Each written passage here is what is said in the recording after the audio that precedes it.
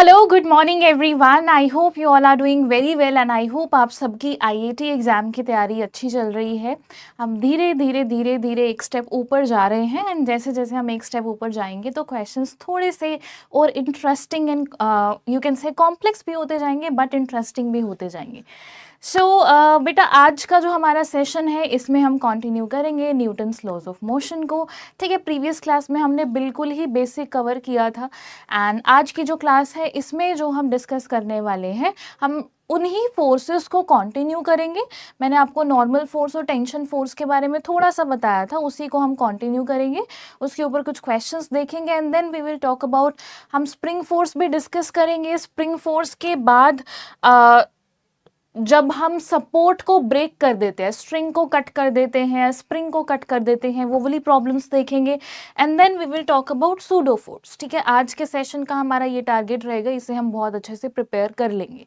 देखो, यहाँ पर ना हम सिर्फ और सिर्फ फोर्सेस को बहुत अच्छे से जान रहे हैं, कितने टाइप ऑफ फोर्सेस हमें देखने को मिलते हैं, किस तरीके से ये फोर्सेस एक्ट करते हैं ऑब्जेक्ट के ऊपर, है ना। तो यहाँ से अपनी क्लैरिटी बहुत अच्छे से बिल्ड करना एंड आगे तो क्वेश्चंस आने वाले हैं ही थोड़े से मल्टीपल कॉन्सेप्ट्स वाले, बट इनका बहुत इनके ऊपर बेस्ड बहुत ज़्यादा क्वेश्चन नहीं आए हैं, but you should know because you can expect a single question, but उस क्वेश्चन में ये सारी चीज़ें इंक्लूडेड होंगी, है ना।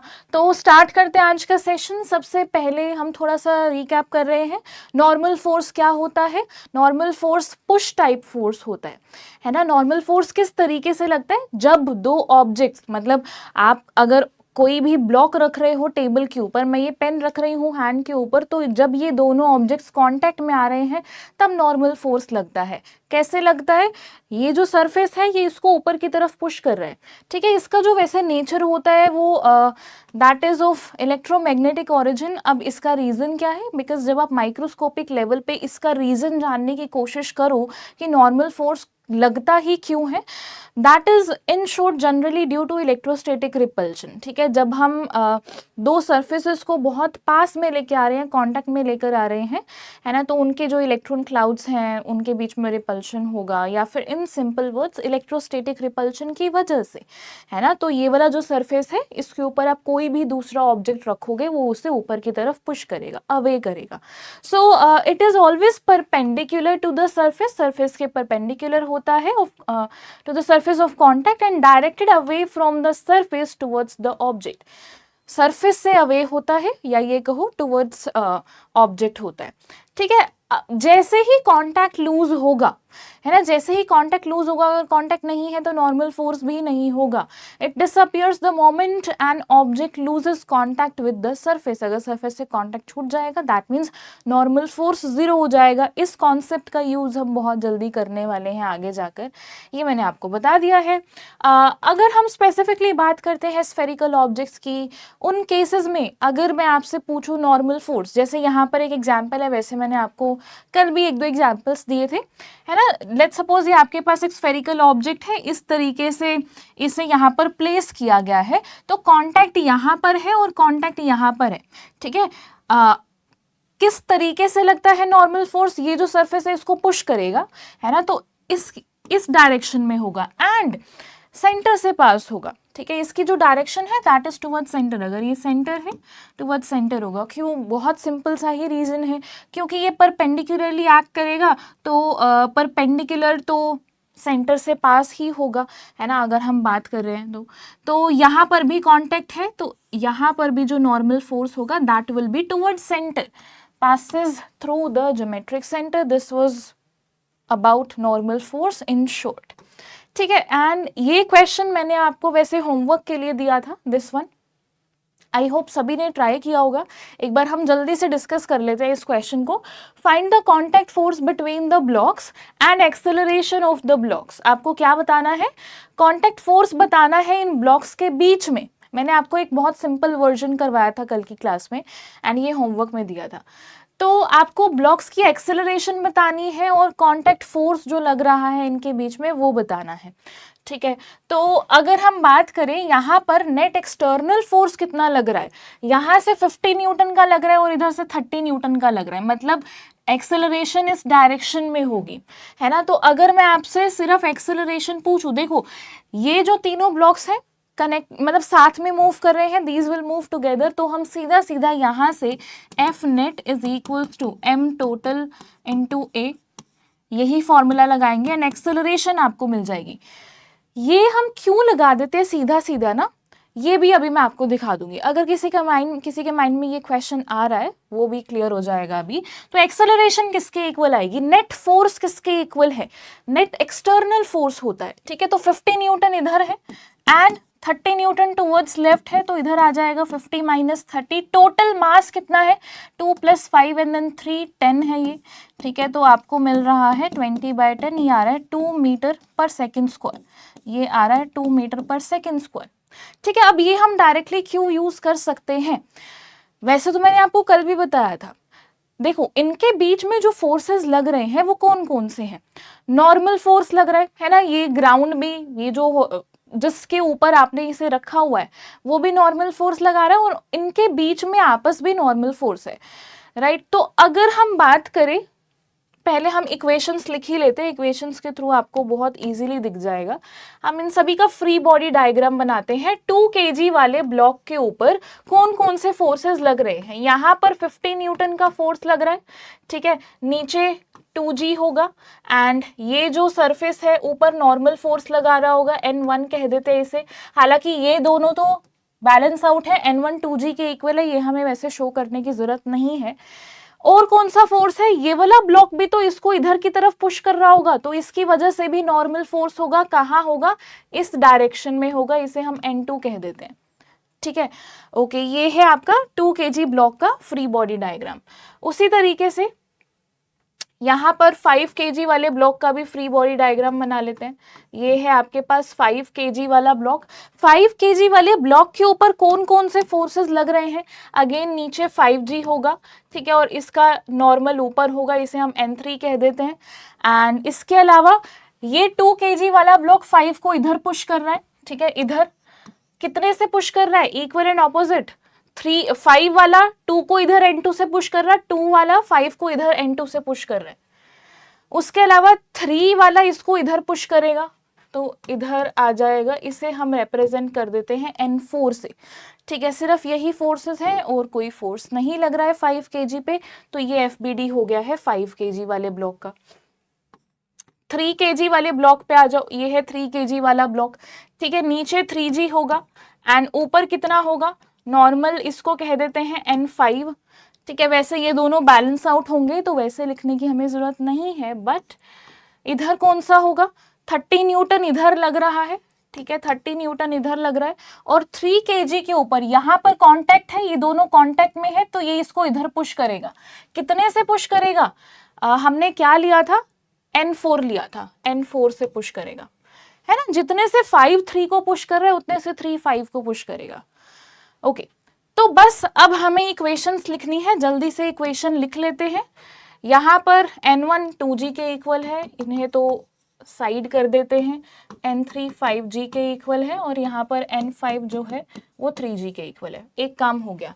अब आ जाओ हॉरिजॉन्टल वाली चीज़ों पे, है ना, एक्सेलरेशन टुवर्ड्स इधर है, तो इसमें इक्वेशन क्या बन जाएगी, 50 minus n2 is equal to mass into acceleration 2a, ये है इक्वेशन नंबर 1। यहाँ पर इक्वेशन क्या बन जाएगी, एक्सेलरेशन इधर है, ठीक है, तो n2 minus n4 is equals to mass is 5a, ये है इक्वेशन नंबर 2, ठीक है। यहाँ से क्या आ जाएगा, एक्सेलरेशन इधर है तो n4 minus 30 is equals to mass है 3 और ए एक्सेलरेशन, ये है इक्वेशन नंबर 3। अब अगर आप इन तीनों इक्वेशंस को ऐड करोगे, तो हमें क्या देखने को मिलेगा, बहुत ध्यान से देखो ये माइनस n2 ये प्लस n2 कैंसिल आउट हो रहा है, ये प्लस n4 इधर माइनस n4 कैंसिल आउट हो रहा है ना। तो इनके बीच में जो भी कांटेक्ट फोर्स की वजह से नॉर्मल फोर्स लग रहा था, वो तो इंटरनल की तरह ही काम कर रहा है। ऑफ कोर्स हमारा सिस्टम किससे मिलके बना है, हमारे सिस्टम में ये तीनों ब्लॉक्स हैं, है ना, हमारे सिस्टम का पार्ट ये तीनों ब्लॉक्स हैं, तो इनके बीच की कहानी, इनके बीच में जो आपस में फोर्स लग रहा है वो कैंसिल आउट हो जाएंगे, इंटरनल फोर्सेस कैंसिल आउट हो जाते हैं। तो इसलिए जब आप ऐड करोगे तो आपको क्या देखने को मिलेगा, 50 एंड यहाँ से -30 is equals to 2a + 5a + 3a, है ना। तो नेट एक्सटर्नल फोर्स डिनोमिनेटर में टोटल मास एंड यहाँ से आपको एक्सेलरेशन मिल रहा है, ठीक है। आई थिंक ये पॉइंट सभी को क्लियर होगा। अब नॉर्मल फोर्सेस अगर निकालना है, सीधा सीधा निकाल लो यहाँ से, तो 50 minus 2a, acceleration is 2 I है, yes, 2 × 2 this is equals to n2, तो n2 यहाँ से मिल रहा है 50 - 4 दिस इज 46 न्यूटन, ठीक है। यहाँ से यहाँ पर आ जाओ, यहाँ पर n2 वैसे हमें पता है, चाहे इसको यूज कर लो चाहे इसको यूज कर लो, हमें n4 निकालना है, तो n2 - 5a is equals to n4, n2 है 46, ये है 10, ये है n4, ये आ रहा है 36 न्यूटन। यहाँ से भी कैलकुलेट करोगे आपको 36 ही मिल जाएगा, ठीक है। सो इस तरीके से हमें क्वेश्चंस को सॉल्व करना है। I hope this question is clear to all of you. Just give me a second. AC कर दीजिए। ओके, आगे चलते हैं। Next tension force. Tension force के बारे में भी मैंने आपको कल बताया था, है ना। इन शॉर्ट जल्दी से देख लेते हैं। टेंशन फोर्स कब लगता है, जब रोप या स्ट्रिंग में जब खिंचाव आता है। अगर मैं सिर्फ एक साइड से मैंने रोप पकड़ी हुई है, दूसरा एंड एज इट इज खाली है, तो उसके अंदर खिंचाव नहीं है, स्ट्रेच नहीं है, टेंशन फोर्स नहीं होगा। अगर दोनों साइड से आप स्ट्रेच कर रहे हो, है ना, अगर मैं F फोर्स लगा रही हूँ, यहाँ से लेट्स सपोज आपने वॉल पे बांधा हुआ है, या फिर आपने पकड़ा हुआ है, इधर से मैंने पकड़ा हुआ है ना, तो जब स्ट्रिंग में स्ट्रेच होगा तभी तो टेंशन फोर्स आएगा। तो force transmitted through a string, rope, chain when it is pulled tight bye forces acting from opposite ends, तभी टेंशन फोर्स आता है। डायरेक्शन क्या होती है, अलोंग द लेंथ होती है, along the length of rope and away from the object, along the length of rope and away from the object, object से दूर। चलो, तो हाँ, आई थिंक ये तो सभी को क्लियर है, मैंने कल बता दिया था। इस क्वेश्चन पे आ जाओ, हालांकि बहुत सिंपल सा क्वेश्चन है। मैंने आपको वैसे कल बता दिया था कि अगर आइडियल स्ट्रिंग है, तो आइडियल स्ट्रिंग के केस में आइडियल स्ट्रिंग कौन सी होती है, massless and inextensible, her point पे टेंशन सेम रहती है। अगर स्ट्रिंग सेम है, टेंशन सेम रहेगी। अगर रोप आपकी हैवी है, उसका कुछ ना कुछ मास है जो आप नेग्लेक्ट नहीं कर सकते, तो टेंशन हर पॉइंट पे सेम नहीं होगी, वो आपको कैलकुलेट करनी पड़ेगी। क्या दिया गया है, अ train has 10 wagons each of mass 1000 kg attached to it. They are being pulled by a force of 10 to the power 4 Newton. Find out force exerted on last 4 wagons. देखो, एक ट्रेन है जिसके अंदर 10 wagons हैं, ठीक है, यहाँ पर 10 wagons हैं, ठीक है, यहाँ पर 10 wagons हैं आपके पास, एंड हर एक का जो मास है वो है 1000 kg, हर एक का जो मास है वो है 1000 kg, and they are being pulled by a force 10 to the power 4 newton. यहाँ से आप इसको पुल कर रहे हो 10 to the power 4 newton force से। Find out the force exerted on last 4 wagons.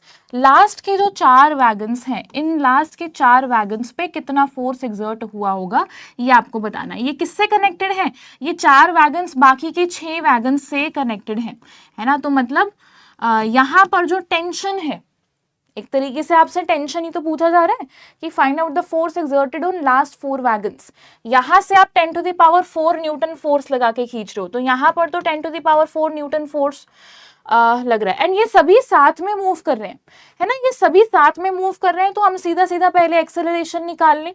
Acceleration किसके इक्वल होगा, नेट एक्सटर्नल फोर्स, डिनोमिनेटर में टोटल मास, है ना, m टोटल। फोर्स कितना है, 10 to the power 4 न्यूटन है। टोटल मास कितना है, 10 वैगन्स हैं और सभी का मास है 10 to the power 3। ये आ रहा है बेटा 1 मीटर पर सेकेंड स्क्वायर। ये कितनी एक्सेलरेशन से मूव कर रहे हैं, 1 मीटर पर सेकेंड स्क्वायर की एक्सेलरेशन से मूव कर रहे हैं, ठीक है। अब क्या करेंगे, आपको तो ये बताना है कि ये कितने फोर्स से खींचे जा रहे हैं। Find out force exerted on last 4 wagons, इनके ऊपर कितना फोर्स लगेगा।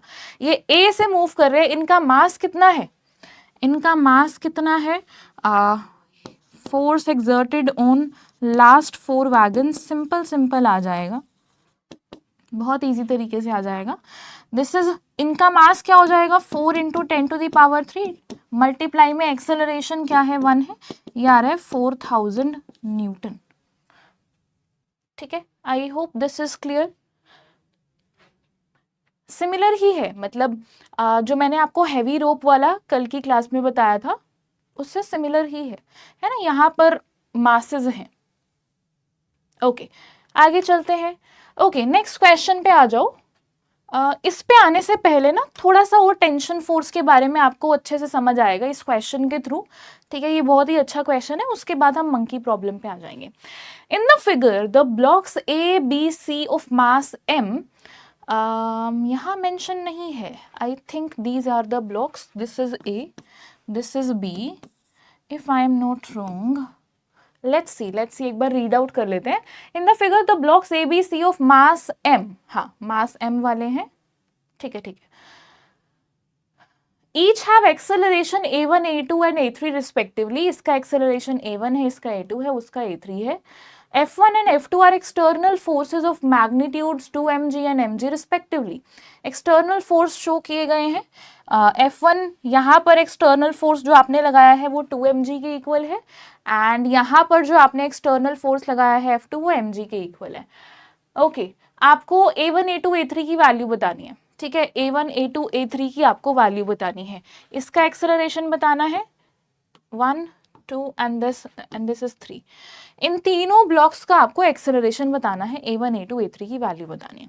ठीक है, पहले तो इस वाले केस पे आ जाओ, इसको मैं ऑप्शन, इसे हम कह देते हैं, ये ऑप्शन, ये पार्ट ए है, ये केस बी है और ये केस सी है।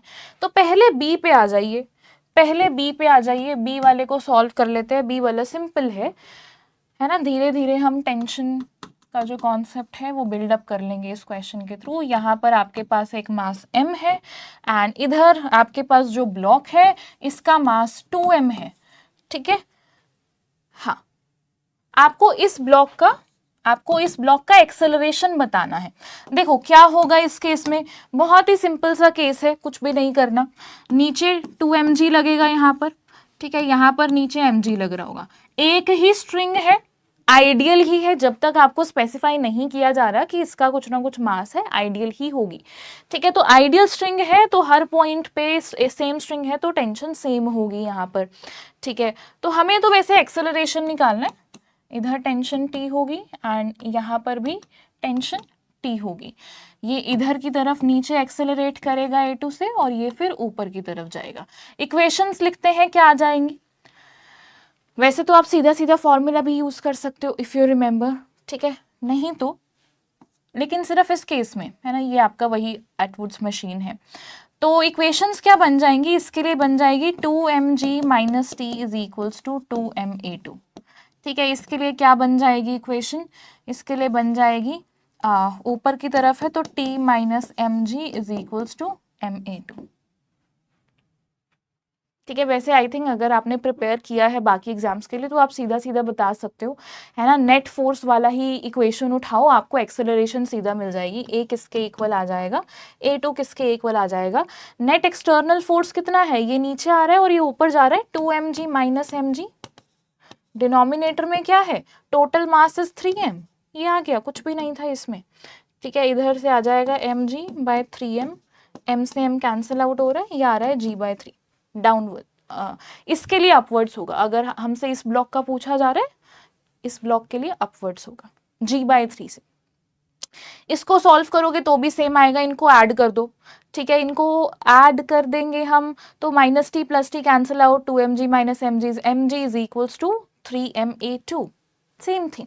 ठीक, ओके, पार्ट बी हमने केस बी सॉल्व कर लिया है। अब ए पे आ जाइए, ए को सॉल्व करते हैं। ए में हमसे क्या पूछा जा रहा है, ए में आपको दिया गया है, अगेन यहाँ पर पुली है एंड यहाँ पर तो एक ब्लॉक है जिसका मास m है, लेकिन यहाँ पर कोई ब्लॉक नहीं है, यहाँ पर सिर्फ और सिर्फ स्ट्रिंग है और यहाँ से स्ट्रिंग को हम F फोर्स लगा के 2mg फोर्स लगा के यहाँ से खींच रहे हैं। ठीक है, यस, आपको इस ब्लॉक का एक्सेलरेशन बताना है। ओके, देखो अब स्ट्रिंग क्या है, अब यहाँ पर आप लोग गलती क्या कर सकते हो वो यही है कि अच्छा यहाँ पर 2 mg है, इसमें टेंशन ड्रॉ कर दोगे, इधर mg, इधर टेंशन ड्रॉ कर दोगे, इक्वेशन लिखोगे, कहोगे सेम ही तो आ रहा है। बट बहुत ध्यान से देखो, स्ट्रिंग आइडियल है, ठीक है, इसका खुद का मास नहीं है। अगर स्ट्रिंग आइडियल है, अगर इसका खुद का मास नहीं है, m0 है, मासलेस है, तो इस पॉइंट का एक्सेलरेशन नहीं होगा। अगर इस पॉइंट का एक्सेलरेशन नहीं होगा तो फोर्सेस बैलेंस आउट होंगे। नीचे अगर आप 2 mg से खींच रहे हो तो ऊपर जो टेंशन है वो भी 2 mg ही होगा। ठीक है, लॉजिक समझ में आया? टेंशन यहाँ पर 2 mg कैसे है, टेंशन 2 mg कैसे है? स्ट्रिंग आपकी आइडियल है, स्ट्रिंग जो है वो आइडियल है, मतलब मासलेस है ना, तो इस पॉइंट का एक्सेलरेशन नहीं होगा।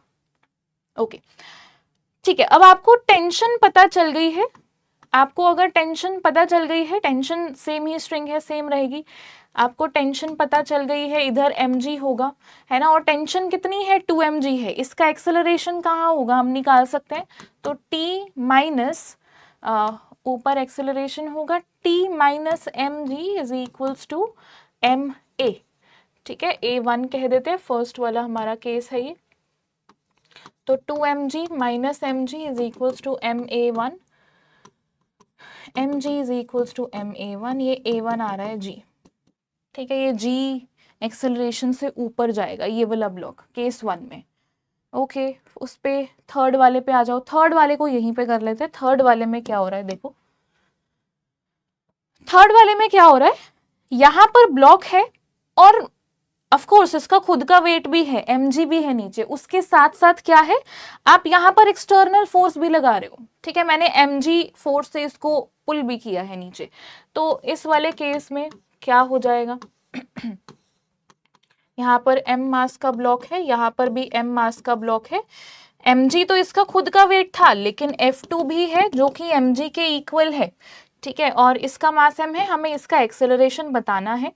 ओके तो क्या बन जाएगा, यहाँ पर टेंशन तो सेम रहेगा हर जगह पे, टेंशन T है, टेंशन T है, यहाँ पर इक्वेशन बनाते हैं, इधर mg एंड हाँ, तो ये नीचे एक्सेलरेट होगा और ये ऊपर जाएगा, तो इक्वेशंस क्या बन जाएंगी यहाँ पर इक्वेशन क्या बनेगी, नीचे की तरफ जो फोर्स है that is 2 mg minus T is equals to, mass कितना है इसका m है इंटू ए एक्सेलरेशन। ठीक है, इसको a3 कह देते हैं। यहाँ से इक्वेशन क्या बनेगी, यहाँ से बनेगी t minus M G is equals to ma3। ठीक है, दोनों को ऐड कर दे, हमें एक्सेलरेशन चाहिए, दोनों को ऐड कर दो, minus T plus T cancel out, तो 2 mg माइनस mg है ना, तो ये आ जाएगा, इन दोनों को हमने ऐड किया, mg is equals to 2ma3, m cancel, a3 की जो वैल्यू आ रही है बेटा दैट इज g/2। ठीक है, एक्सेलरेशन a3 की जो वैल्यू आ रही है that is g/2। I hope this is clear, I hope इस क्वेश्चन के थ्रू टेंशन का कॉन्सेप्ट आपको क्लियर हुआ होगा। हमने एक ही क्वेश्चन लिया है, आई थिंक टेंशन फोर्स किस तरीके से एक्ट करता है एंड किस तरीके से हमें क्वेश्चंस को सॉल्व करना है, I hope that is clear. ठीक है, ओके नेक्स्ट क्वेश्चन पे आ जाओ। हाँ, अब एक बार हम मंकी प्रॉब्लम देख लेते हैं। मंकी प्रॉब्लम भी बहुत सिंपल है अगर आप बिल्कुल लॉजिकली चलो तो। ठीक है, a monkey of mass 40 kg climbs on a rope which can stand a maximum tension of 600 Newton. जो रोप आप लोग यूज कर रहे हो, जो रोप आपने यूज की है वो मैक्सिमम कितना स्ट्रेच उस रोप में झेल सकती है, that is 600 newton. In which of the following cases will the rope break when the monkey, कौन से केस में रोप ब्रेक हो जाएगी। ऑफ कोर्स अगर 600 न्यूटन से ज्यादा अमाउंट ऑफ स्ट्रेच आ गया है ना, तो फिर तो रोप ब्रेक हो जाएगी। तो आपको बताना इन चारों केसेस में से ऐसा कौन सा केस है जब ऐसा होगा। तो शुरू से स्टार्ट करते हैं, ऑप्शन ए पे आ जाओ। हमारे पास क्या सिनारियो है, यहाँ पर एक रोप है और यहाँ पर है एक मंकी। ठीक है, मंकी ने इसको पकड़ा हुआ है, मंकी ने इस रोप को पकड़ा हुआ है। फर्स्ट वाले केस में क्या हो रहा है, फर्स्ट वाले केस में when the monkey climbs up with an acceleration of 6 meter per second square, जब monkey 6 meter per second square की एक्सेलरेशन से ऊपर क्लाइम कर रहा है, उस केस में देखो देखो नीचे इसका वेट होगा, अगर मैं इसका FBD बनाऊं, नीचे इसका वेट होगा mg, ठीक है, ऊपर टेंशन फोर्स होगा, है ना, एंड एक्सेलरेशन ऊपर बताई गई है फर्स्ट केस में कितनी, 6 मीटर पर सेकेंड स्क्वायर की। हम यहाँ से क्या निकाल लें, टेंशन फोर्स निकाल लें कि जब monkey 6 meter per second square की एक्सेलरेशन से ऊपर क्लाइम करेगा तो कितना स्ट्रेच आएगा रोप के अंदर। यह आ जाएगा T minus M G is equals to M a, ठीक है, tension is equal to m into g plus a. Mass कितना दिया गया है, 40 kg दिया गया है, g को 10 ले लेते हैं, acceleration is 6, this is 40 into 16, 16 4 64, 640 newton आ रहा है। ऑप्शन ए ही आप लोगों का गलत है, ठीक है। आपको जो टेंशन देखने को मिल रही है दैट इज 640 न्यूटन। कितना झेल सकता है, 600 न्यूटन झेल सकती है ये रोप, तो ऑप्शन ए ही वैसे गलत है, मतलब ए हमारा आंसर है। नेक्स्ट ऑप्शन है climbs down with acceleration 4 meter per second square. अगर ये मंकी नीचे आ रहा है कितनी एक्सेलरेशन से, 4 मीटर पर सेकेंड स्क्वायर की एक्सेलरेशन से, उस केस में कितनी टेंशन होगी इस स्ट्रिंग के अंदर वो निकाल लेते हैं, ठीक है। इसका मैं अब सीधा सीधा FBD बना रही हूँ। ये मंकी है, ठीक है, इसका वेट नीचे mg होगा, टेंशन ऊपर होगी, नीचे एक्सेलरेट करते हुए आ रहा है 4 मीटर पर सेकेंड स्क्वायर से, ठीक है। तो इक्वेशन क्या बन जाएगी, mg minus T is equals to ma, m into g minus a is equals to T. Mass कितना है, 40 है, इधर आ जाएगा 10 minus a is 4, this is equals to T. ये आ रहा है 40 इंटू 6, ये आ गया 240 न्यूटन। इतना तो ये रोप झेल सकती है, ठीक है। तो ऑप्शन बी में तो कुछ भी ऐसा प्रॉब्लम नहीं होगा कि रोप टूट जाएगी। ऑप्शन सी पे आ जाओ, climbs up with a uniform speed of 5 meter per second. अगर ये यूनिफॉर्म स्पीड से क्लाइम कर रहा है 5 मीटर पर सेकेंड से, एक्सेलरेशन नहीं है ना, थर्ड वाले केस में एक्सेलरेट नहीं कर रहा मंकी, तो सीधा सीधा अगर हम FBD बनाएंगे क्या मिल जाएगा हमें, ऊपर क्लाइम कर रहा है एंड मतलब एक्सेलरेशन 0 है तो फोर्सेस बैलेंस हो जाएंगे mg, एंड इधर आ जाएगा आपके पास टेंशन। तो इस केस में टेंशन किसके इक्वल है, mg के इक्वल है, 40 इंटू जी की वैल्यू 10, ये आ रहा है 400 न्यूटन, तो ये भी हमारा सेफ है।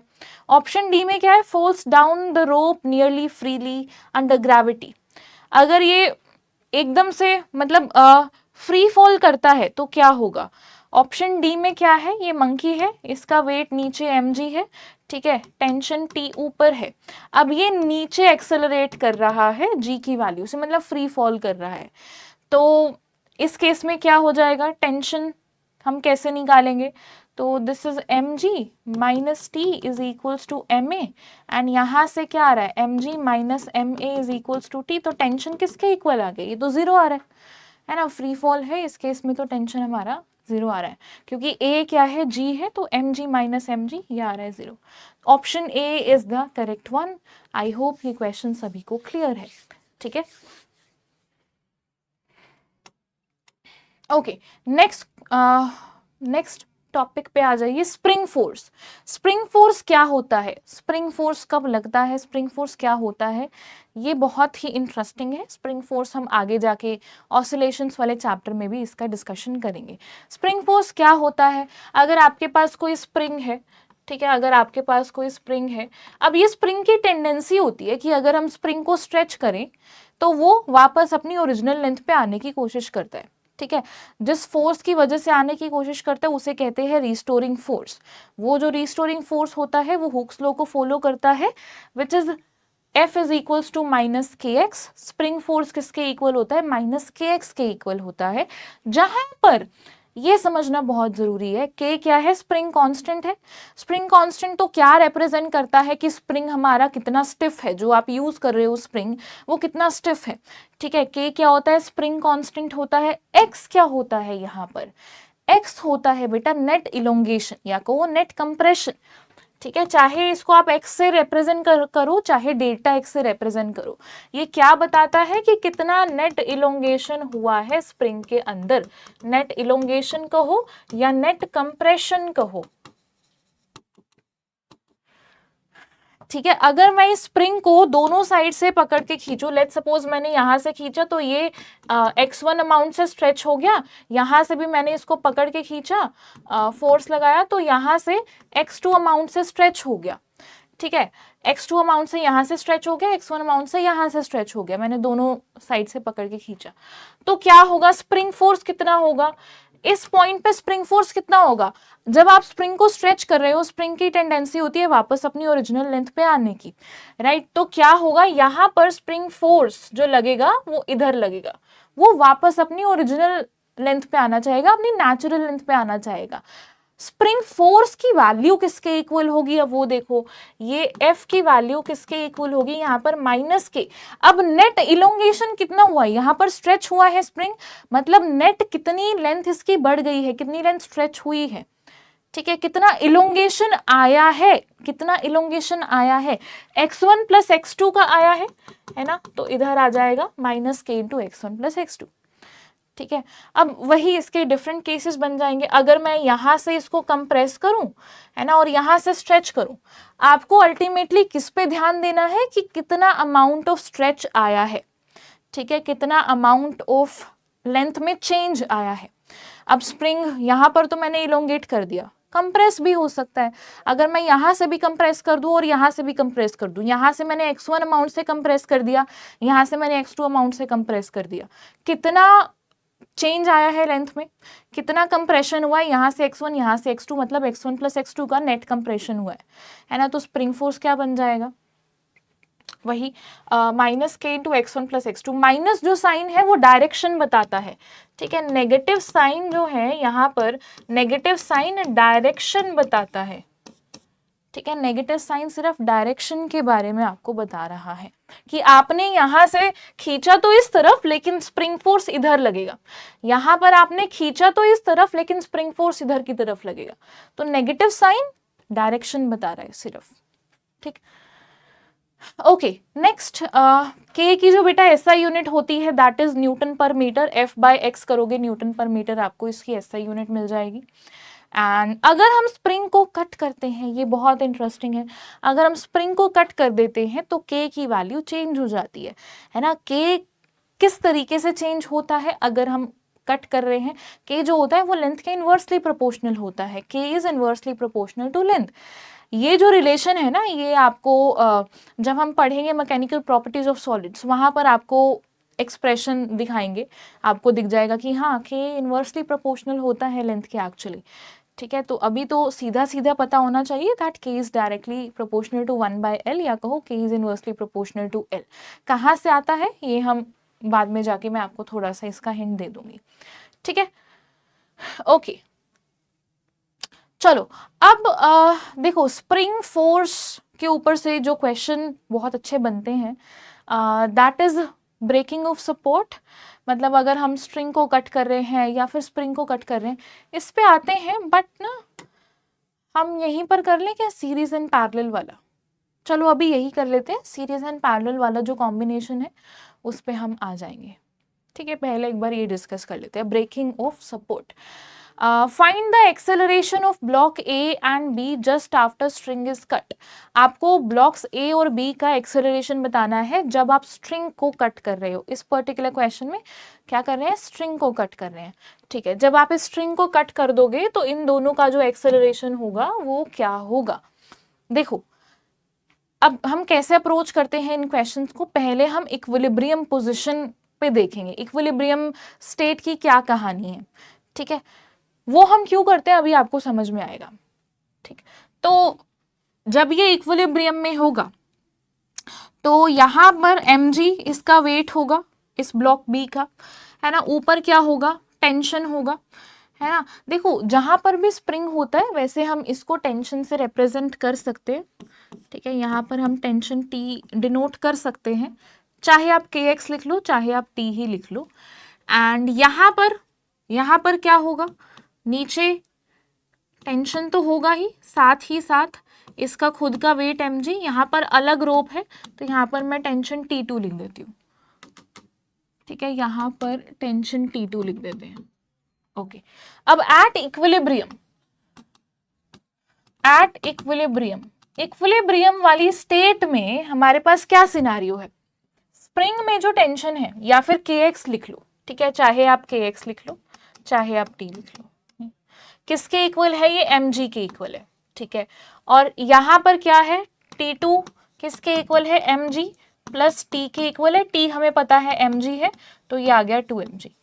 मतलब इस स्ट्रिंग में जो टेंशन है वो 2mg के इक्वल है, इसमें यहाँ पर जो टेंशन है वो किसके इक्वल है, mg के इक्वल है, या कहो जो स्प्रिंग फोर्स है वो mg के इक्वल है। ओके, अब क्या हो रहा है, अब अगर हम इस स्ट्रिंग को कट कर देंगे तो क्या होगा। अब मैंने क्या किया, इस स्ट्रिंग को कट कर दिया, इस स्ट्रिंग को हमने कट कर दिया। अब जैसे ही आप इस स्ट्रिंग को, इस रोप को कट कर रहे हो, देखो तो इसके यहां पर देखो, स्ट्रिंग अगर आपने कट कर दी तो टेंशन तो सीधा सीधा जीरो हो जाएगी। अब तो इस ब्लॉक को पुल करने वाला कुछ भी नहीं है ना, ये रोप जो थी यही तो इस एम ब्लॉक को ऊपर पुल कर रही थी। तो यहां पर इस ब्लॉक के लिए टेंशन T2 तो जीरो हो गई। जैसे ही आपने स्ट्रिंग कट की, व्हेन स्ट्रिंग इज कट, तो टेंशन T2 तो स्ट्रिंग के अंदर जीरो हो गई, क्योंकि अब कुछ पुल करने वाला है ही नहीं ब्लॉक को, ठीक है। अब बात करते हैं स्प्रिंग फोर्स की। स्प्रिंग फोर्स क्या चेंज होगा या नहीं होगा, बेटा स्प्रिंग फोर्स जो होता है वो किसके इक्वल होता है, माइनस के एक्स के इक्वल होता है। मतलब डिपेंड करता है ना कि कितना उस टाइम पे, उस मोमेंट में कितना स्ट्रेच है स्प्रिंग के अंदर, राइट। तो स्प्रिंग में इंस्टेंटेनियसली चेंज नहीं आता है, ठीक है। स्प्रिंग में इंस्टेंटेनियसली चेंज नहीं आता है, नो चेंज इंस्टेंटेनियसली, उस एकदम से चेंज नहीं आएगा स्प्रिंग के अंदर। टेंशन स्ट्रिंग के अंदर तो टेंशन जीरो हो जाएगी क्योंकि अब पुल है ही नहीं, लेकिन स्प्रिंग के केस में क्या होगा। अब चलो एफबीडी बनाते हैं, दोनों केसेस का एफबीडी बनाते हैं। ब्लॉक बी का एफबीडी क्या बन जाएगा, नीचे mg है, ठीक है, ऊपर क्या है, ऊपर क्या है, जैसे ही आपने कट किया उस इंस्टेंट की बात हो रही है, उससे पहले इक्विलिब्रियम में था ना, तो यहां पर कितना टेंशन था, mg था, यहां पर कितना टेंशन था, mg था, ठीक है, यहां पर टेंशन t। एंड अगर हम अगर हम एफबीडी बनाएं किसका, अगर हम एफबीडी बनाए ब्लॉक ए का अगर हम फ्री बॉडी डायग्राम बनाएंगे तो हमें क्या देखने को मिलेगा, नीचे टेंशन T है और इसका खुद का वेट है। अब ऊपर कोई टेंशन फोर्स नहीं है, इस ब्लॉक को ऊपर पुल करने वाली रोप थी, वो रोप कट कर दी तो टेंशन उसी टाइम पे जीरो हो जाएगा, उसी इंस्टेंट पे जीरो हो जाएगा। लेकिन स्प्रिंग फोर्स चेंज नहीं होता, ये समझने वाली बात है, ठीक है। आई होप ये चीज सभी को क्लियर होगी, है ना। तो इसका जो एक्सेलरेशन होगा वो हम निकाल सकते हैं, एक्सेलरेशन हम यहां से निकाल सकते हैं सीधा सीधा। तो t plus M ji is equals to, इसका मास m दिया गया है ma, एंड यहां से क्या मिल जाएगा, टेंशन किसके इक्वल था, 2mg के इक्वल था, this is equals to ma, m से m कैंसल, a किसके इक्वल आ रहा है, 2g के इक्वल, ठीक है। I hope this is clear.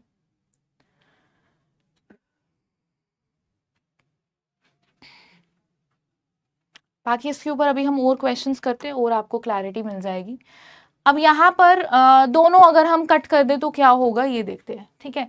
Acceleration of blocks just after cutting the string and spring, एक बार आप स्ट्रिंग को कट कर रहे हो और एक बार आप स्प्रिंग को कट कर रहे हो, ठीक है।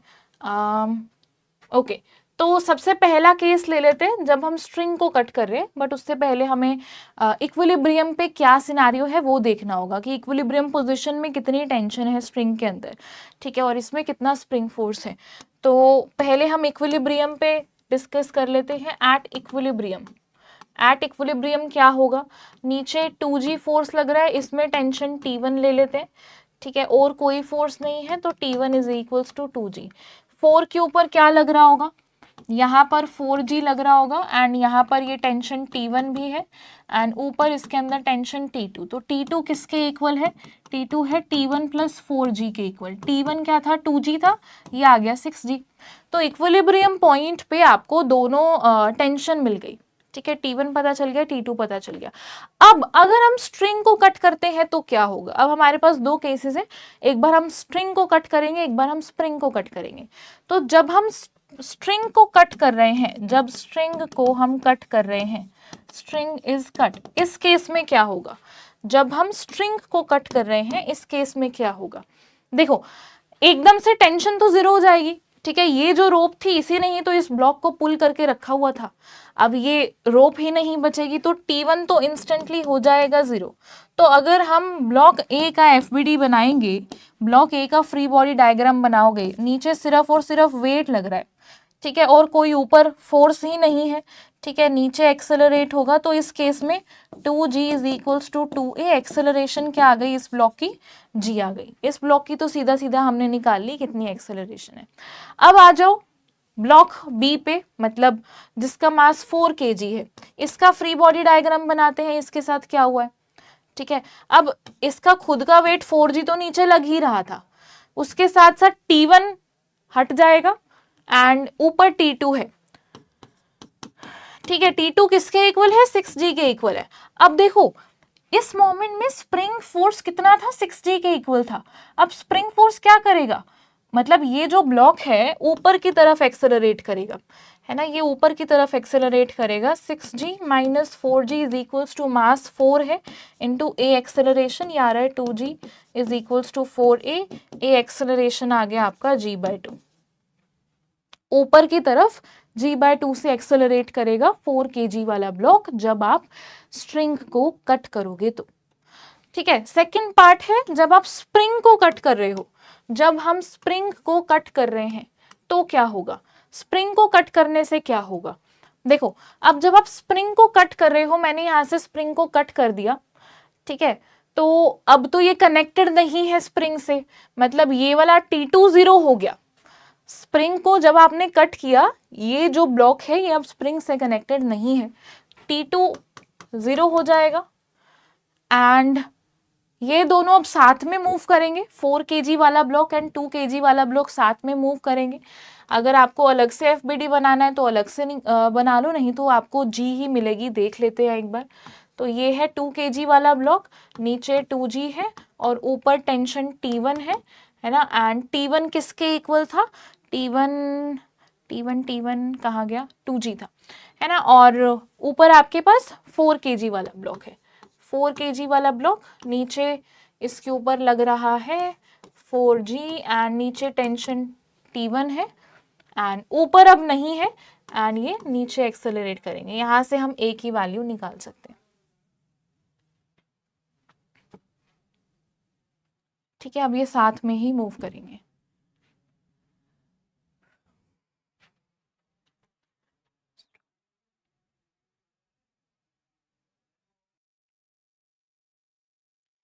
ओके, सो आगे चलते हैं नेक्स्ट क्वेश्चन पे, एक और क्वेश्चन कर लेते हैं इसके ऊपर, विच इज, अब यहाँ पर दो स्प्रिंग्स हैं, ठीक है, एंड एक्सेलरेशन ऑफ ब्लॉक आपको बतानी है, दोनों ब्लॉक्स की एक्सेलरेशन बतानी है जब आप एक बार स्प्रिंग ए को कट कर रहे हो और जब आप स्प्रिंग बी को कट कर रहे हो, ठीक है। तो एक बार हम इक्विलिब्रियम का सिचुएशन देख लेते हैं, एट इक्विलिब्रियम क्या सिनारियो है, ठीक है। एट इक्विलिब्रियम क्या है हमारे पास, यहाँ पर 5 kg का ब्लॉक है, इसका वेट होगा नीचे 5g, ठीक है, ऊपर टेंशन को हम T1 ले लेते हैं, तो T1 तो 5g के इक्वल है ही, T1 तो 5g के इक्वल है ही। इस 10 kg ब्लॉक के ऊपर कौन सा फोर्स है? नीचे है T1, ठीक है, और इसका खुद का वेट होगा 10g एंड यहाँ पर हम T2 लिख देते हैं। आप चाहे तो FSP स्प्रिंग फोर्स F2 कर लो, F1 कर लो, वो भी नोटेशन आप यूज कर सकते हो। यहाँ पर क्या आ जाएगा? T2 किसके इक्वल आ जाएगा? T1 प्लस 10g, ठीक है, T1 क्या है? 5g है, 5g प्लस 10g, ये आ रहा है 15g। तो इक्विलिब्रियम सिचुएशन में जब ये सिस्टम हमारा इक्विलिब्रियम पे है तो T1 की वैल्यू पता चल गई, यहाँ पर 5g है और इसमें जो T2 की जो वैल्यू है दैट इज 15g, ठीक है। अब बात करते हैं जब हम स्प्रिंग को कट करेंगे, अगर मैं स्प्रिंग बी को कट करूं, if spring B is cut, हमने स्प्रिंग बी को कट कर दिया, if spring B is cut, तो क्या होगा? हमने स्प्रिंग बी को कट कर दिया तो क्या हो जाएगा? तो T1 की वैल्यू तो जीरो हो जाएगी, ठीक है, T1 की वैल्यू तो 0 हो जाएगी, लेकिन ये इंस्टेंटली, उसी इंस्टेंटेनियसली आपको चेंज देखने को नहीं मिलेगा ऊपर वाले स्प्रिंग में। ये वाला स्प्रिंग तो आपने कट कर दिया, तो यहाँ पर T1 0 हो जाएगा। तो फ्री बॉडी डायग्राम बनाते हैं। 5 kg वाले ब्लॉक के लिए फ्री बॉडी डायग्राम क्या बनेगा? नीचे इसका वेट है, ठीक है, एंड हमने बी को कट किया है क्या पहले? हाँ, हमने बी को कट किया है, तो ऊपर कोई फोर्स नहीं है ना, नीचे ये एक्सेलरेट करेगा, तो इसके लिए तो इक्वेशन बन रही है 5g is equals to 5a, 5 cancel and a is equals to g, ये g एक्सेलरेशन से नीचे आएगा। 10 kg वाले ब्लॉक के लिए अगर हम FBD बनाएं, 10 kg वाले ब्लॉक के लिए फ्री बॉडी डायग्राम बनाते हैं, क्या बन जाएगा? नीचे T1 नहीं है, सिर्फ और सिर्फ इसका वेट है 10g, ऊपर क्या है? ऊपर 15g है, ठीक है, ये ऊपर एक्सेलरेट होगा। लेट्स सी क्या एक्सेलरेशन होगी इसकी।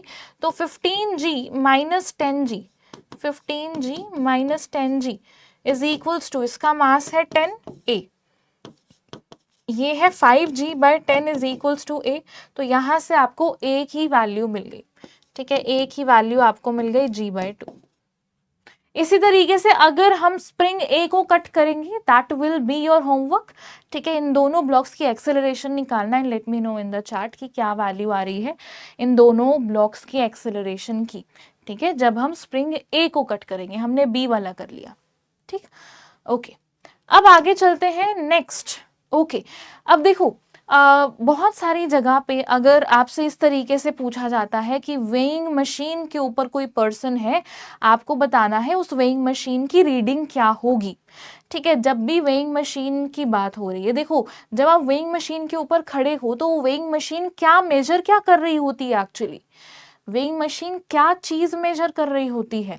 लेट्स सपोज इधर आपके पास वेइंग मशीन है एंड आप इस वेइंग मशीन के ऊपर आप खड़े हुए हो, ठीक है, आपका खुद का वेट होगा mg, है ना, आप तो बिल्कुल इक्विलिब्रियम पे हो, आप आराम से आके उसके ऊपर खड़े हो गए, है ना, और ये नॉर्मल फोर्स लगा रहा होगा इसका सरफेस, तो n is equals to mg। Actual में जो वेइंग मशीन मेजर कर रही है वो है नॉर्मल फोर्स, ठीक है, weighing machine normal force measure कर रही है, नॉर्मल फोर्स मेजर कर रही है वेइंग मशीन। तो जब भी आपसे पूछा जाए कि एक पर्सन है वो इस तरीके से खड़ा हुआ है वेइंग मशीन के ऊपर, है ना, जो भी सिनेरियो आता है, आपको क्या निकालना है? नॉर्मल फोर्स निकालना है, ठीक है, कि सरफेस उस ऑब्जेक्ट के ऊपर या उस पर्सन के ऊपर कितना नॉर्मल फोर्स लगा रहा है। इस क्वेश्चन पे आ जाओ, काफी सिंपल सा ही क्वेश्चन है। A boy of mass 40 kg, इस पर्सन का मास 40 kg है, ब्लॉक का मास 5 kg है। जब ये पर्सन इस तरीके से वेइंग मशीन के ऊपर खड़ा हुआ है, ये वेइंग मशीन है, ठीक है, दिस इज वेइंग मशीन, ये पर्सन 40 kg का इसके ऊपर खड़ा हुआ है एंड इसने स्ट्रिंग को इस तरीके से पुल किया हुआ है, ठीक है, मतलब यहाँ पर टेंशन फोर्स इस तरीके से है एंड ये जो आपका सिस्टम है ये इक्विलिब्रियम पे है, ये आपको दिया गया है, सिस्टम जो है वो इक्विलिब्रियम पे है, ये आपको दिया गया है। आपको वेइंग मशीन की रीडिंग बतानी है कि वेइंग मशीन क्या रीडिंग नोट करेगी, ठीक है, ओके। कैसे कैलकुलेट करेंगे? अल्टीमेटली देखो, पर्सन का फ्री बॉडी डायग्राम बनाओ, ये जो पर्सन है जो वेइंग मशीन के ऊपर यहाँ पर है, इसका फ्री बॉडी डायग्राम क्या बन जाएगा? कौन कौन से फोर्सेस लग रहे हैं? नीचे mg लग रहा होगा, सीधा सीधा 40g लिख देते हैं, ठीक है, 40 kg वहां से 40g नीचे लग रहा होगा फोर्स, नॉर्मल ऊपर लग रहा होगा। अब ये मत कहना कि मैम नॉर्मल 40g के इक्वल होगा, 400 न्यूटन के इक्वल होगा। बेटा यहाँ पर स्ट्रिंग भी हेल्प ही कर रही है आपकी, स्ट्रिंग आपको एक तरीके से, देखो आपने इस स्ट्रिंग को ऐसे पकड़ा हुआ है, ठीक है, मतलब यहाँ पर जब हम टेंशन फोर्स को रिजॉल्व करेंगे, टेंशन का एक component T cos theta, T cos 30 degree इधर है और टी साइन 30 डिग्री ऊपर की तरफ है, ठीक है, टी साइन 30 डिग्री ऊपर की तरफ है। तो एक्चुअल में जो नॉर्मल फोर्स होगा वो 40 नहीं होगा, ठीक है, ये जो आपने रोप से पकड़ा हुआ है, आपने जो रोप को पकड़ा हुआ है वो एक्चुअल में ऐसा सिनेरियो ना वहां पर भी आता है जब हम अपरेंट वेट की बात करते हैं, है ना, जब हम अप थ्रस्ट फोर्स को डिफाइन करते हैं देन हम अपरेंट वेट की बात करते हैं, सिमिलर सिचुएशन वहां भी आती है। तो इस केस में देखो ऊपर कितना फोर्स लग रहा है, टी साइन 30 डिग्री फोर्स लग रहा है। तो अब इक्विलिब्रियम में बैलेंस आउट कर दो, आपको नॉर्मल मिल जाएगा। Normal plus T sine 30 is equals to 40g। ठीक है, नॉर्मल किसके इक्वल आ रहा है, 40g माइनस टी, टेंशन इधर आ जाएगा, हमें नॉर्मल बताना है। टेंशन किसके इक्वल होगा, ये इक्विलिब्रियम में है ना, तो इधर 5g एंड टेंशन जो है आइडियल स्ट्रिंग है तो टेंशन इज 5g ओनली। ठीक है, टेंशन इज 5g, यहाँ पर हम पुट कर देंगे 5g एंड साइन 30 1/2। ठीक है, इसको सॉल्व कर लो, 40g माइनस 2.5g, ये क्या आ रहा है हमारे पास, 37.5g आ रहा है। ठीक है, या फिर कहो 375 न्यूटन आ रहा है। अब रीडिंग जो है वो केजी में है, तो क्या करेंगे, ये तो नॉर्मल एन की वैल्यू आई है। ठीक है, नॉर्मल की वैल्यू आई है, इसको हम जी से डिवाइड कर देंगे, आपको एम मिल जाएगा, तो आपको रीडिंग मिल जाएगी। ठीक है, रीडिंग क्या होगी, एन बाय जी हो जाएगी। एन क्या आया है, 37.5g, डिनोमिनेटर में जी से जी कैंसिल, आपको जो रीडिंग मिल जाएगी दैट विल बी 37.5 kg। ठीक है, 37.5 kg, option A is the correct one. बस इतना ध्यान रखना है, जब भी वेइंग मशीन की बात हो रही है, वेइंग मशीन का क्या काम है, नॉर्मल फोर्स को मेजर करना है। ठीक है, तो नॉर्मल फोर्स पे ध्यान देना। And yes, one more thing, देखो यहाँ पर हमारा सिस्टम इक्विलिब्रियम में आप कहोगे कि ma'am T cos theta force को कौन बैलेंस आउट कर रहा है, तो फ्रिक्शन फोर्स बैलेंस आउट कर रहा होता है। फ्रिक्शन अभी हमने पढ़ा नहीं है, इसलिए मैंने मेंशन नहीं किया है ना, हमसे सिर्फ और सिर्फ पूछा गया था कि वेइंग मशीन की रीडिंग बता दो, तो वो मैंने आपको बताया। But T cos theta force को कौन बैलेंस आउट कर रहा होगा, फ्रिक्शन फोर्स बैलेंस आउट कर रहा होगा। ठीक है, ओके। अब इसी तरीके से अगर स्प्रिंग बैलेंस भी क्या करता है, स्प्रिंग बैलेंस की अगर हम बात करें, उसके ऊपर भी हम क्वेश्चन देख लेंगे। स्प्रिंग बैलेंस भी यही नोट करता है। ओके, हमने कुछ मिस तो नहीं किया ना, नहीं किया। ओके, नेक्स्ट है हमारे पास अब फ्रेम ऑफ रेफरेंस। वैसे फ्रेम ऑफ रेफरेंस के बारे में मैंने आपको थोड़ा सा आइडिया ऑलरेडी दे दिया था। फ्रेम ऑफ रेफरेंस क्या होता है, जहां से आप ऑब्जर्वेशन कर रहे हो, जहां से आप ऑब्जर्व कर रहे हो किसी ऑब्जेक्ट को, किसी पर्सन को, किसी भी चीज को। ठीक है, तो वो होगा आपका frame of reference, from where we are observing the position और मोशन ऑफ एन ऑब्जेक्ट। अब ये जो है वो दो टाइप का होता है, inertial frame of reference and then non inertial frame of reference. Inertial frame of reference क्या होता है, ठीक है, इनर्शियल फ्रेम ऑफ रेफरेंस क्या होता है और non inertial frame of reference क्या होता है, हम कैसे डिफाइन करते हैं। आपने ये सुना हुआ होगा कि जिसमें ऐसा फ्रेम जिसमें Newton's laws of motion valid है वो इनर्शियल फ्रेम है, जिसमें वैलिड नहीं है वो नॉन इनर्शियल है। पर क्यों वैलिड नहीं है, इसका रीज़न भी यू शुड नो। मैं आपको थोड़ा सा ब्रीफ में बताऊंगी कि क्यों Newton's laws of motion non inertial frame of reference में वैलिड नहीं होते। तो इनर्शियल फ्रेम ऑफ रेफरेंस को हम डिफाइन कैसे करते हैं, व्हेन ऑब्जेक्ट, जब कोई भी ऑब्जेक्ट रेस्ट पे हो या यूनिफॉर्म मोशन कर रहा हो with respect to an inertial frame. अब आप कहोगे हम इनर्शियल फ्रेम को डिफाइन कर रहे हैं और डेफिनेशन में ही हम इनर्शियल फ्रेम का यूज कर रहे हैं। हम ऐसा करते हैं, अर्थ को लेकर चलते हैं। अर्थ जो है वो एक इनर्शियल फ्रेम है। ठीक है, लेट्स सपोज ये अर्थ है, अर्थ के ऊपर हम यहाँ पर हैं। ठीक है, मैं यहाँ पर हूँ, तो अर्थ आपका एक इनर्शियल फ्रेम है। ओके, क्यों है इस पे अभी हम आएंगे। अर्थ जो है वो इनर्शियल फ्रेम है। अब मैं रेस्ट पे हूँ तो मैं भी क्या हो गई, अर्थ इनर्शियल फ्रेम के अकॉर्डिंग में रेस्ट पे हो गई, तो मैं भी एक इनर्शियल फ्रेम हूँ। अब ये जो पर्सन है ये भी क्या है, इनर्शियल फ्रेम है, ये भी इनर्शियल फ्रेम है। अब अगर मैं जो रेस्ट पे हूँ, अगर मैं ट्री को देख रही हूँ, ऑफ कोर्स ये रेस्ट पे लगेगा मुझे, है ना, तो ये भी इनर्शियल फ्रेम बन जाएगा। अगर एक कार है जो यूनिफॉर्म वेलोसिटी से मूव कर रही है, ठीक है, अगर एक कार है जो कांस्टेंट स्पीड से मूव कर रही है, तो यूनिफॉर्म मोशन है इनर्शियल फ्रेम के अकॉर्डिंग, तो ये भी क्या बन जाएगा, इनर्शियल फ्रेम ऑफ रेफरेंस बन जाएगा। लेकिन अगर आपके पास लेट्स सपोज एक बस है जो एक्सेलरेट करती हुई जा रही है, ठीक है, इसकी एक्सेलरेशन ए है, ठीक है, या फिर दूसरी गाड़ी है जो ए एक्सेलरेशन से मूव करते हुए आगे जा रही है, तो अब मेरे रिस्पेक्ट में जो मैं इनर्शियल फ्रेम थी, मेरे रिस्पेक्ट में ये एक इनर्शियल फ्रेम ऑफ रेफरेंस नहीं है। ठीक है, तो हम कैसे डिफाइन करेंगे, when an object is at rest और moving uniformly with respect to an inertial frame, उसी को हम डिफाइन करेंगे इनर्शियल फ्रेम ऑफ रेफरेंस। अगर तो वो पर्सन एक्सेलरेट कर रहा है या फिर वो ऑब्जेक्ट एक्सेलरेट कर रहा है, वो इनर्शियल फ्रेम ऑफ रेफरेंस नहीं होगा, उसे हम कहेंगे ये है non inertial frame of reference.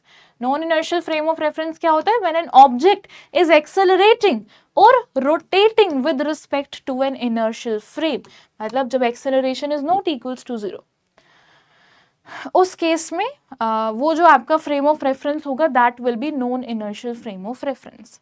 ठीक है, ओके अब मैंने आपको कहा कि जो अर्थ है उसको हम कंसिडर करते हैं कि अर्थ एक इनर्शियल फ्रेम ऑफ रेफरेंस है। अब ऐसा क्यों करते हैं? अर्थ तो रोटेट कर रही है, अगर अर्थ रोटेट कर रही है तो वो तो non inertial frame of reference होना चाहिए। वो इसीलिए क्योंकि अर्थ के रोटेट करने की मतलब जो एंगुलर स्पीड है वो बहुत छोटी है, दैट्स वाई हम इसको कंसिडर कर लेते हैं कि हाँ अर्थ भी इनर्शियल फ्रेम ऑफ रेफरेंस ही है।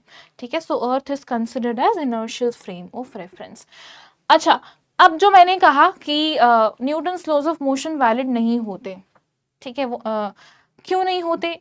एक बहुत सिंपल सा हम एग्जाम्पल ले लेते हैं, बहुत ही सिंपल सा एग्जाम्पल है। ठीक है, आपके पास ये एक लिफ्ट है, ठीक है, एंड लिफ्ट जो है ये ऊपर एक्सेलरेट कर रही है ए एक्सेलरेशन से। इस लिफ्ट के अंदर आप हो या फिर सीलिंग से हमने एक ब्लॉक को हैंग किया हुआ है, कोई भी कुछ भी सिचुएशन ले लो, एक लिफ्ट है जो ऊपर की तरफ एक्सेलरेट करते हुए जा रही है। ठीक है, तो अब आपको मुझे बताना है, यहाँ पर आप सिंपल पेंडुलम भी ले सकते हो, ठीक है, जो भी आपकी इच्छा है। इस ब्लॉक के ऊपर मतलब स्ट्रिंग में कितनी टेंशन है, हमारा क्वेश्चन ये है कि हमें जानना है लिफ्ट के अंदर जो लिफ्ट एक्सेलरेट कर रही है ऊपर ए एक्सेलरेशन से, ये जो स्ट्रिंग है इस रोप के अंदर कितना टेंशन है, हमें ये जानना है। This is the question. ठीक है, तो अगर मैं बाहर से देखूं, दो फ्रेम ऑफ रेफरेंस है, अगर तो मैं ग्राउंड से देखूं तो मुझे क्या दिख रहा है कि ये ब्लॉक है, ठीक है, इसका खुद का वेट होगा नीचे mg और टेंशन t ऊपर है, और हमें दिख रहा है कि ये ए एक्सेलरेशन से ऊपर जा रहा है ना, लिफ्ट ऊपर जा रही है, हमें दिख रहा होगा लिफ्ट के साथ साथ ये ऊपर जा रहा है। ठीक है, तो इस केस में टेंशन किसके इक्वल आ रहा है? t minus M G is equals to M A. Tension force हमें देखने को मिल रहा है M G plus M A के इक्वल। ओके, अगर मैं यही ऑब्जर्वेशन इस लिफ्ट के अंदर रह के करूं तो क्या होगा? अगर मैं यही ऑब्जर्वेशन इस लिफ्ट के अंदर यहां पर रह के करूं तो क्या होगा? तो मुझे टेंशन कितनी देखने को मिलेगी? अब ये जो लिफ्ट है ऊपर एक्सेलरेट हो रही है, मतलब मैं भी उसी फ्रेम में हूं, मुझे तो फिर ये रेस्ट पे ही दिखेगा। लेट्स सपोज आप अपने फ्रेंड के साथ मूविंग कार के अंदर हो जो एक्सेलरेट कर रही है, ठीक है, आप दोनों तो एक दूसरे को रेस्ट पे ही दिखोगे, तो इस पर्सन के लिए तो ये ब्लॉक रेस्ट पे ही है, तो इस पर्सन के अकॉर्डिंग जब आप इसका एफबीडी बनाओगे तो क्या दिखेगा? टेंशन ऊपर है, नीचे वेट है, तो टेंशन तो mg के इक्वल है मेरे लिए। ठीक है, अब दोनों केसेस अलग कैसे हो सकते हैं, है ना? यहाँ पर जो टेंशन है वो mg प्लस एम ए है, यहाँ पर जो टेंशन है वो mg के इक्वल है, कौन से वाला सही है ये हमें कैसे पता चलेगा? अब स्प्रिंग बैलेंस ले लो, यहाँ पर स्प्रिंग बैलेंस लगाया गया एंड फिर हमने मेजर की रीडिंग देखी हमने। अब जो रीडिंग देखने को मिली एक्सपेरिमेंट करने के बाद, वो रीडिंग कौन सी थी? वो रीडिंग थी ये वाली, mg plus M A satisfy हो रही थी। तो ये क्यों सेटिस्फाई नहीं हो रही है? इसीलिए सेटिस्फाई नहीं हो रही है क्योंकि आपने जो ये ऑब्जर्वेशन की है ये एक एक्सेलरेटिंग फ्रेम से ऑब्जर्वेशन की है। ठीक है, एक्सेलरेटिंग फ्रेम के अंदर हमने क्या देखा? Newton's laws of motion valid नहीं है। अब हमने तो बहुत अच्छे से न्यूटन्स लॉज ऑफ मोशन को अप्लाई करना सीख लिया है, कि हमने बहुत अच्छे से देख लिया है कि एक्सेलरेशन हम कैसे निकालते हैं अगर ये सब फोर्सेस लग रहे हैं।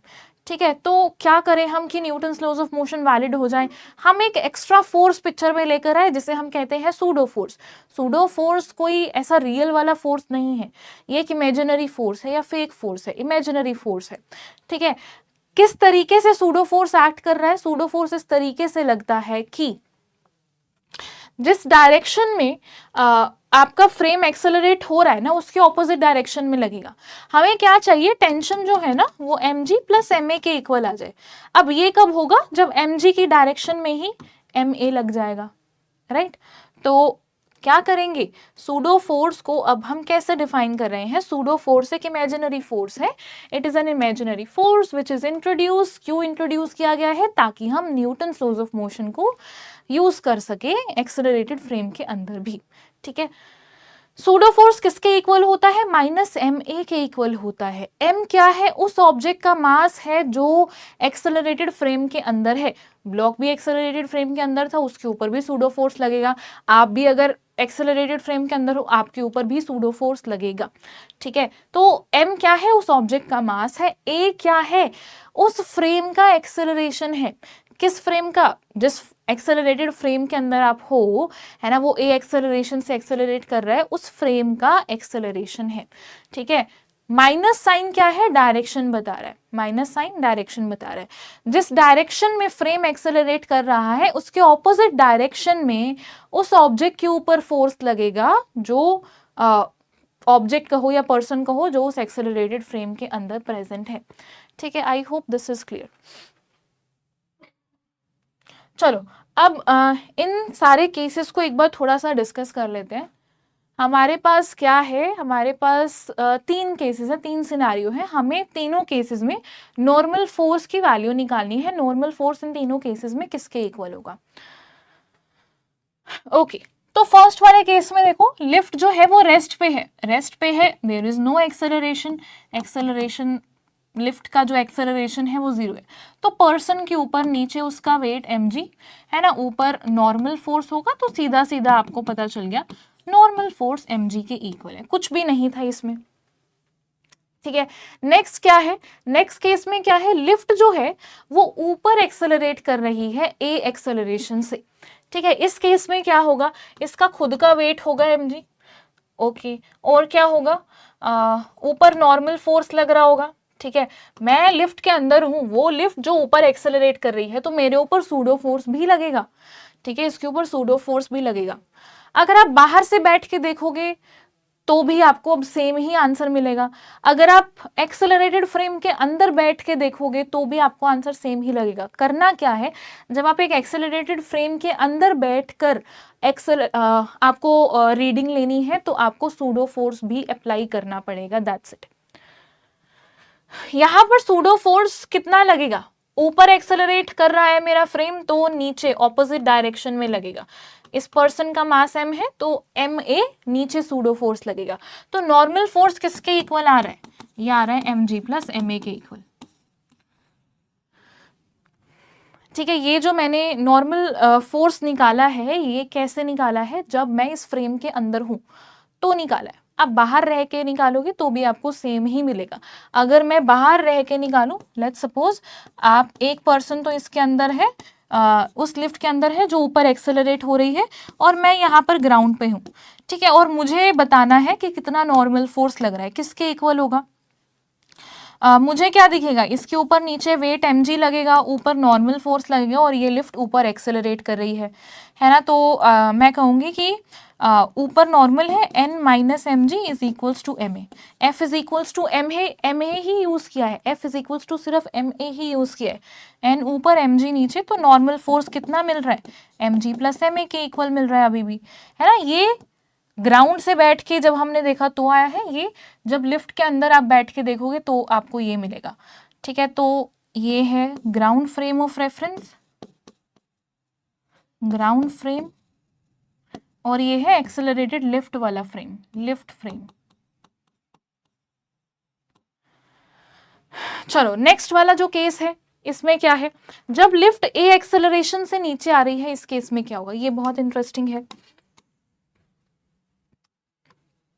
नीचे इसका खुद का वेट होगा mg, ठीक है, ऊपर नॉर्मल फोर्स लगेगा। सूडो फोर्स कहाँ लगेगा, लिफ्ट नीचे की तरफ एक्सेलरेट हो रही है, सूडो फोर्स ऊपर लगेगा, कितना लगेगा, इस पर्सन का मास m और फ्रेम जितनी वैल्यू से एक्सेलरेट कर रहा है वो a, तो क्या आ जाएगा, n plus M a is equals to m g, n आ रहा है mg माइनस एम ए, ठीक है, m को बाहर ले लो, इधर आ जाएगा g माइनस ए, ये आ रहा है आपका नॉर्मल फोर्स, ये आ रहा है हमारा नॉर्मल फोर्स।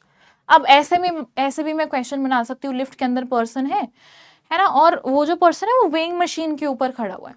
लेट्स सपोज मैंने यहाँ पर वेइंग मशीन रख दी और मैं पूछूं वेइंग मशीन की रीडिंग क्या है, क्या हो जाएगी, नॉर्मल फोर्स निकालना होगा। नॉर्मल फोर्स क्या आ रहा है इस केस में, m इंटू जी माइनस ए आ रहा है। तो सिर्फ छोटे छोटे कॉन्सेप्ट्स जो हैं उनकी क्लैरिटी रखोगे तो किसी भी टाइप का क्वेश्चन आ जाएगा, you will be able to approach.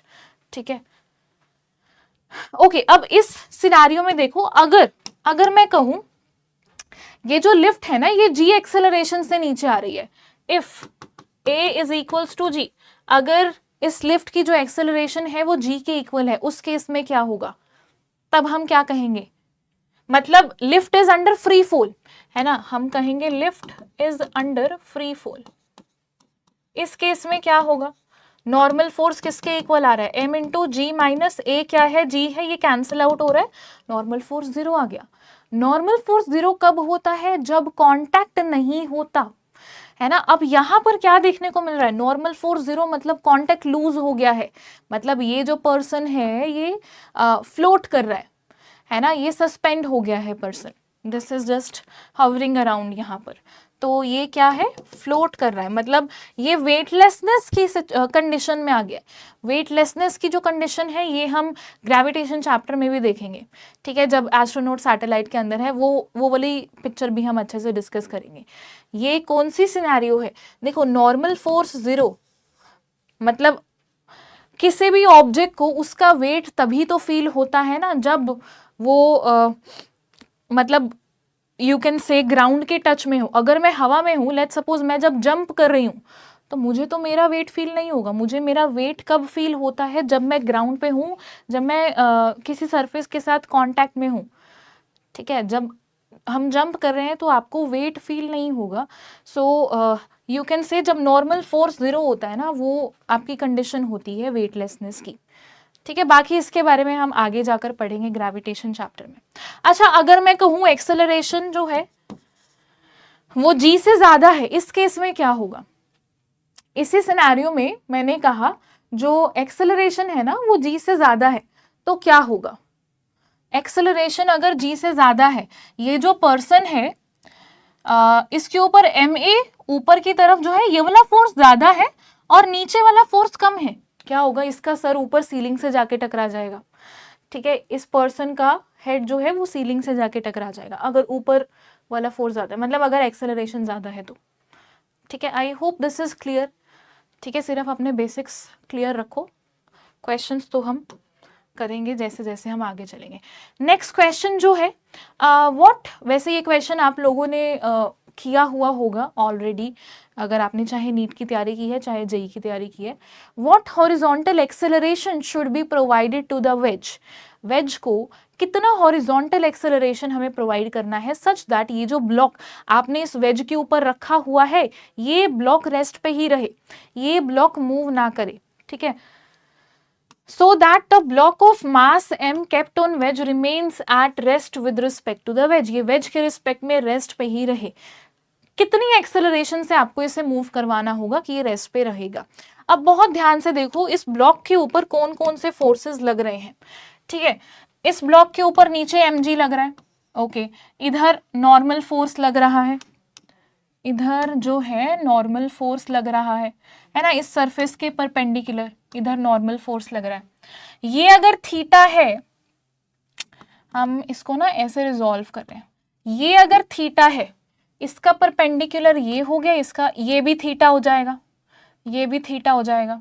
अगर ये थीटा है तो हम वैसे तो हम सीधा सीधा लिख देते हैं, आई थिंक इतनी प्रैक्टिस हो जाती है आप लोगों की, है ना, कि ये mg cos थीटा बन जाएगा और ये बन जाएगा आपका mg sin थीटा, है ना। mg sin थीटा फोर्स तो क्या कर रहा है, ये तो इसको नीचे की तरफ एक्सेलरेट करवाने की कोशिश कर रहा है ना। ओके, और कौन सा फोर्स लग रहा है, किसी को दिख रहा है बेटा, अगर ये वेज एक्सेलरेट कर रहा है मतलब ब्लॉक जो है ये एक एक्सेलरेटेड फ्रेम के अंदर है, ब्लॉक अगर एक्सेलरेटेड फ्रेम के अंदर है इसके ऊपर लगेगा सूडो फोर्स, कैसे लगेगा, ऑपोजिट डायरेक्शन में लगेगा। अगर ये वेज आगे एक्सेलरेट हो रहा है सूडो फोर्स पीछे की तरफ लगेगा, कितना लगेगा, इस ब्लॉक का मास m है, m a के इक्वल लगेगा। ठीक है, इसको रिजॉल्व करो इन्हीं कंपोनेंट्स में, क्योंकि हम जो फ्रेम ले रहे हैं वो ये फ्रेम ले रहे हैं कि ये एक्स एक्सिस है, ये वाई एक्सिस है। ठीक है, ये अगर थीटा है तो ये भी थीटा होगा, ये थीटा है तो रिजॉल्व कर लो, है ना। ये कंपोनेंट एक ये कंपोनेंट और एक ये कंपोनेंट, ये बन जाएगा आपका एम ए कॉस थीटा, ये बन जाएगा आपका एम ए साइन थीटा, इधर लिख देते हैं एम ए साइन थीटा। अब बताओ अगर आपको इस ब्लॉक को रेस्ट पे ही रखना है तो क्या सिचुएशन होगी, ये वाले दोनों फोर्सेस को बैलेंस आउट करना पड़ेगा ना। M g sine theta should be equal to M a cos theta, तभी तो ये रेस्ट पे रहेगा। एम एम कैंसिल आउट हो रहा है, ए की वैल्यू क्या आ रही है, जी टैन थीटा आ रही है। वैसे ही आपको आई थिंक सीधा सीधा भी याद होगा, ठीक है। अगर नॉर्मल फोर्स में आपसे पूछ लूं, नॉर्मल फोर्स किसके इक्वल हो जाएगा, ये आ जाएगा आपका m g cos theta plus M a sine theta, ठीक है। इंक्लाइंड प्लेन पे कोई भी अगर क्वेश्चन आता है, मतलब इंक्लाइंड प्लेन कुछ अलग चीज नहीं है, सिर्फ और सिर्फ आपको फोर्सेस को रिजॉल्व करना आना चाहिए, ठीक है। आई होप ये सभी को क्लियर था एंड इसे हम कंटिन्यू करेंगे, इसे हम नेक्स्ट क्लास में कंटिन्यू करेंगे, ठीक है।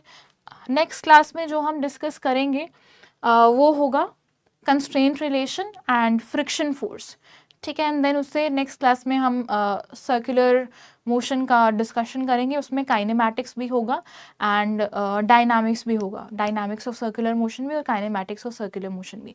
तो एक लेक्चर हमें एक्स्ट्रा चाहिए होगा, वो आपको प्रोवाइड कर दिया जाएगा, ठीक है। सो आज की जो क्लास में हमने डिस्कस किया है, आई थिंक आपके सभी बेसिक्स क्लियर हो गए होंगे रिलेटेड टू कि ये फोर्सेस क्या होते हैं, किस तरीके से एक्ट करते हैं ऑब्जेक्ट के ऊपर, normal force, tension force, spring force, pseudo force. I think ये सभी के लॉक हो जाने चाहिए, ठीक है। क्वेश्चन डीपीपी में जो क्वेश्चंस मिलेंगे उन्हें अच्छे से प्रैक्टिस करना एंड जो मैंने आपको अभी होमवर्क क्वेश्चन दिए हैं उसे भी अच्छे से एक बार ट्राई करना, ठीक है। तो मिलते हैं फिर कल की क्लास में, ठीक है। होमवर्क आपका यही रहेगा, डीपीपी करनी है प्लस ये जो मैंने आपको क्वेश्चंस असाइन किए हैं वो क्वेश्चंस करने हैं। So we will continue this in next class, मिलते हैं कल की क्लास में। Thank you very much, bye bye everyone, have a good day.